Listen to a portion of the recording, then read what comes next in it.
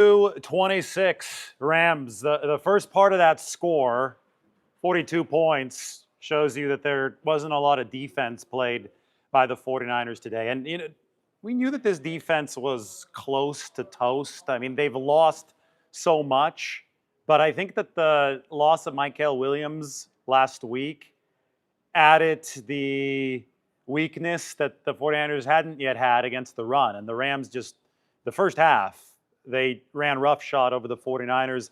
Then this was throughout the whole game, but this was accentuated when the Rams, for whatever reason, they effectively moved away from the run and they just started throwing a lot. I don't know if that was ego from Sean McVay or Matthew Stafford or what. Mike and I were talking about this.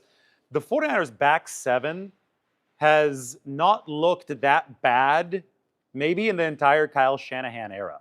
They are definitely going to be on the safety market over the course of this offseason. I mean, whether it be Jair Brown missing tackles or getting beaten in coverage, Malik Mustafa and Tatum Bethune both converging on Kyren Williams. This was a run play, but this was still a play from the back seven. Both of those guys converging on Kyren Williams, the Rams running back, with a perfectly called run blitz from Robert Saleh, and they just bounced off of him. It was like, basic football fundamentals went out the window. Wrap up. It didn't wrap up, and it turned from a loss into a first down for the Rams.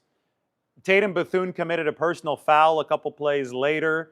I will say that they did not call a very similar play against the Rams on the next drive. Should have been a personal foul against LA. There were a couple defensive pass interference penalties I think the officials missed against the Rams. But that doesn't change the main point, and it's that the 49ers got run out of the building by obviously a very good Rams offense.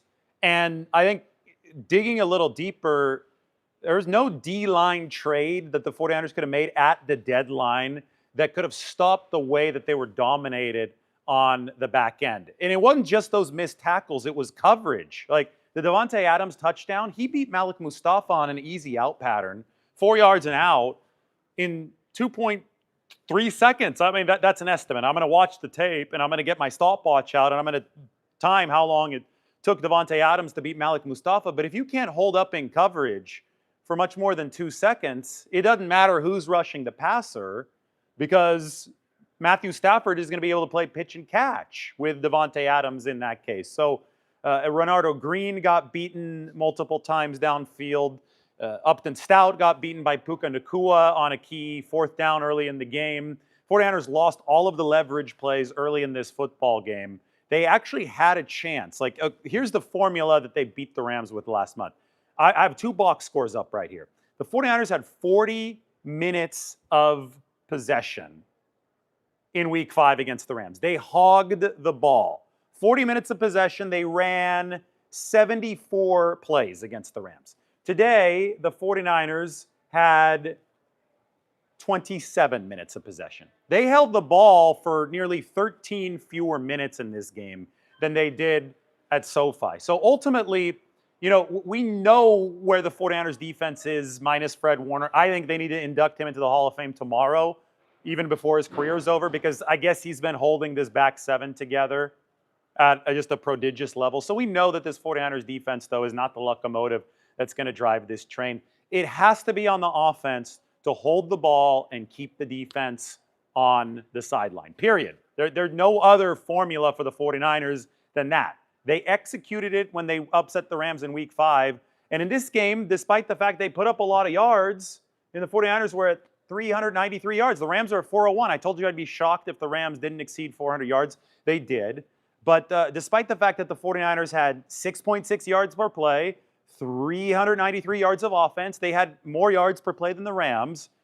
They still lose by multiple possessions, and it's because the offense did not hold on to the football. They didn't hog the ball the way that they did against LA. Against LA, they didn't have a single giveaway. Today, Juwan Jennings makes a catch in the first half, fumbles the football. Nate Landman punches it out. That was a hell of a play from Landman. Later in the game, Brian Robinson Jr., one of the nicest runs that you'll see in the red zone. Landman looked like he had him dead to rights behind the line of scrimmage. It probably was on its way to being 3rd and 3, and somehow Robinson bounced off of it and scored a touchdown. One of the nice 49ers plays of the afternoon. Anyway, back to the bad. You fumble away the Jennings catch, That gives the ball right back to the Rams. Then there was a 4th and 1 where Kyle Shanahan was most certainly not in his bag. Kyle Shanahan decides, I can't run up the middle, even though it has worked for the 49ers. I don't know why he decided to run a stretch play to the left. But the Rams, this is the #1 defense in all football. They smothered the Christian McCaffrey run to the outside. The 49ers blew 2 possessions inside the Rams 50 in the first half, and they ended up losing the game, or they were trailing at halftime 21-7. You can't blow possessions when your defense is non-existent. The pressure, whether it's fair or not, this is the pathway of strategy that the 49ers have to take. The pressure is on San Francisco's offense, and they did not deliver in this game. They left points on the table in the first half, and that just can't work when your defense is playing as low of a level as the 49ers defense is at right now. In the second, and I will say, I thought that Mac Jones played well. Mac looked like Mac today. He executed what was in front of him. It was a high yardage game for the 49ers. He was actually, the stats look downright gaudy for Mac Jones. 33 of 39, 319 yards, a 115.7 rating. I mean, all that statistically good. But the 49ers were behind the whole game, and when that happens, you're going to need some more mobility from your quarterback. And on the interception play for Emmanuel Forbes, it was 4th and 4. Mac Jones sitting in that pocket, back on his heels. He didn't have the mobility to get away. A little bit before that, when he threw the touchdown pass to Luke Farrell, we saw him shuffle out of the pocket. It was first down, though, so it wasn't as much of a leverage play. But he shuffled a little bit out of the pocket. He took advantage of the footwork exercises that we saw him doing pregame. I tweeted that before. He had the rubber bands, the elastic bands around his ankles, and he found Farrell for the touchdown. But the lack of mobility was really on display on that 4th down where he threw the pick. And, I just look at things in the big picture. If your defense is not going to be good enough to contain opposing offenses beyond shootout territory, if every game is going to be a shootout, or at least every game against super quality opponents is going to be a shootout, you have to have mobility at the quarterback position. And that's what Brock Purdy brings to the table that Mac Jones doesn't have. Sure, there's some footwork that he can showcase in the pocket, and that's what's made him a successful quarterback within the structure of the system. And I think that if the 49ers were playing decent defense and if everything was played on an even playing field, then he'd be able to continue using his particular skill set to beat some of these better opponents on a consistent basis. But notice that the 49ers, anytime they've played an above-average defense here, since that Rams win, since the miraculous Mac Jones miracle against the Rams, they have not had the juice that it's taken to cover their defense with their offense, whether it be Tampa Bay, Houston, that was the #1 defense at the time. Now the Rams, who are the #1 defense in the NFL. Yes, the 49ers scored 26, but the ask was even greater than that. And that's just the strategy that the 49ers have to envision in their head. Whether it be fair or not, there's more of an onus on the offense to pick up the slack that the defense is leaving out there on the field. So I thought that Mac Jones played well, but I think that two things can be true at once. Played well, but they still need Brock Purdy. And they keep on talking about needing Brock Purdy to be able to deliver the way that he can when he's healthy. He needs to have that mobility. I think that's what Kyle Shanahan means. He's like, our defense is not good. That's what Kyle is saying. So he's not saying it literally, but I think that by implying that Brock Purdy needs to be out there at full speed, when the defense is not good, then the quarterback needs to be able to run, because you're going to be playing a lot of shootouts, and the 49ers weren't all that equipped to win a pure shootout today. 42-26.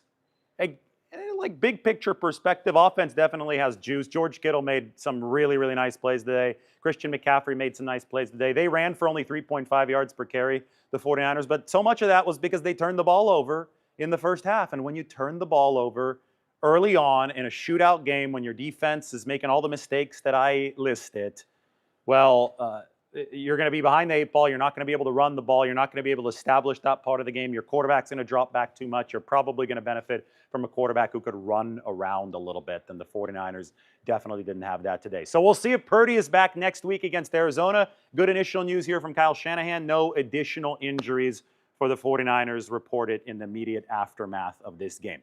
They are still 6-4. So they're trying to fight. A playoff game would be a win for the 49ers, given all the injuries this year. At 6-4, they could still fight for that 7 seed. And they still will fight for that 7 seed. That's where San Francisco is at this point. We'll see what the damage is after this weekend. They're going to have a game against Arizona, which lost by a similar score to the Seattle Seahawks next week. Big division matchup. 49ers could be 7-4 after it. And, you know, the next few opponents, a chance for the 49ers to play easier defenses than the Rams. Control the game. Give the defense a little bit of a breather, because today, against one of the best teams in the NFL, the 49ers did not take the Rams to deep water. They couldn't really flex their special teams advantage. Anyway, from the Levi Stadium Engineering Room, I've got to go. 49ers lose 42-26. Time to head up to the locker room.